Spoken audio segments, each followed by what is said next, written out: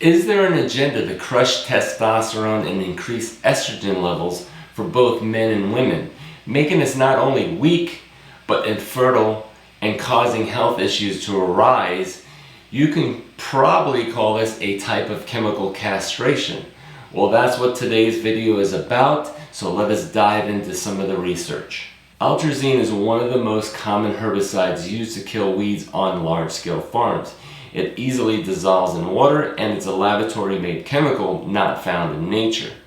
Atrazine is sprayed on croplands before crops are grown, and also sprayed both on highway and railroad right-of-ways. It has been found in 94% of the U.S. drinking water tested by the USDA, and it's estimated about 7 million people were exposed to Atrazine in the drinking water between the years of 1998 and 2003. The cornfields of the Midwest have some of the highest levels, and Florida and California are also places found to have high concentrations in the water. Welcome back, health nerds. I am your host and your nerd, Steven Ayala, and if you hadn't yet, please hit that like and subscribe button and that bell to be notified when we have new nerdy videos. Today's video is sponsored by Cellgenics Liver Regenics, hosting 8 of the world's most regenerative superfoods and enhanced with stem cells, making Liver Regenics one of the world's most powerful and unique liver support and detox supplement. Check out our new website and prices for a limited time. When you buy 3 bottles of Liver Regenics, you will get 1 bottle of fat metabolizer for free. And if you would like more information about this product, it will be linked in the description box below. The health concerns of atrazine would include disrupting endocrine production. Tyryn Hayes studies show that it can delay puberty and also cause a kind of chemical castration in male frogs developing female sexual characteristics. Studies have found an association between human exposure to the herbicide and a link between unhealthy fetal development, reduction in male fertility, a low birth weight, and an increased chance of birth defects. There is evidence that atrazine to be a carcinogenic, elevating the risk of breast cancer and prostate cancer.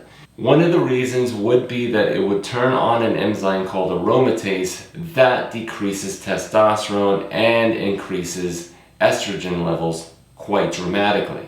Tyryn Hayes, a professor at Berkeley, was hired by the company Cellgenics to study the effects of atrazine on frogs. Little did he know his discovery would have discredited his research by the same company that hired Hayes. Hayes' research was non-favorable to Cellgenics, and they wanted to buy his research out and order him not to publish.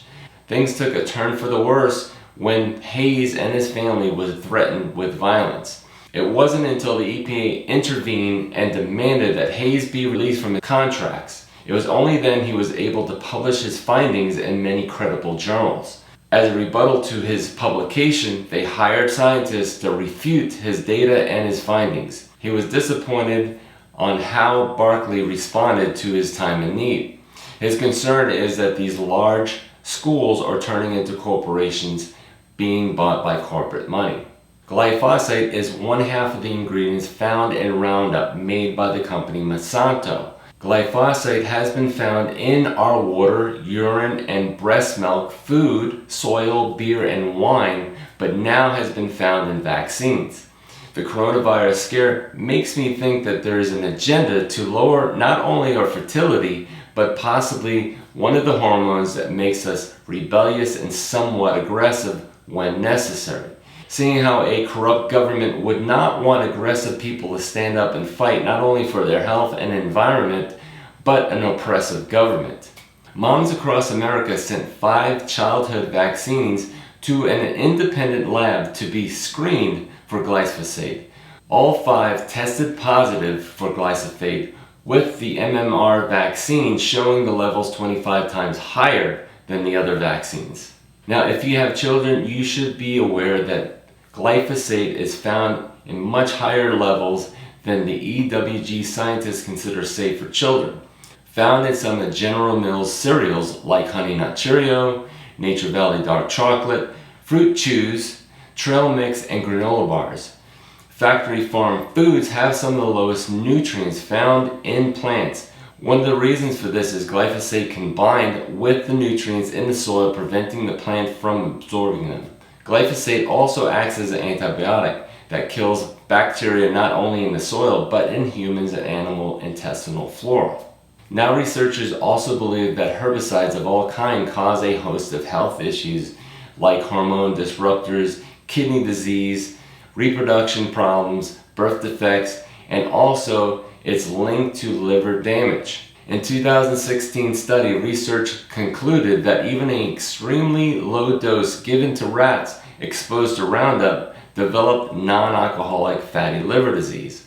Unfortunately, glyphosate is not only found on the outside of the plant, but it is absorbed into the plant, making it impossible to remove by washing.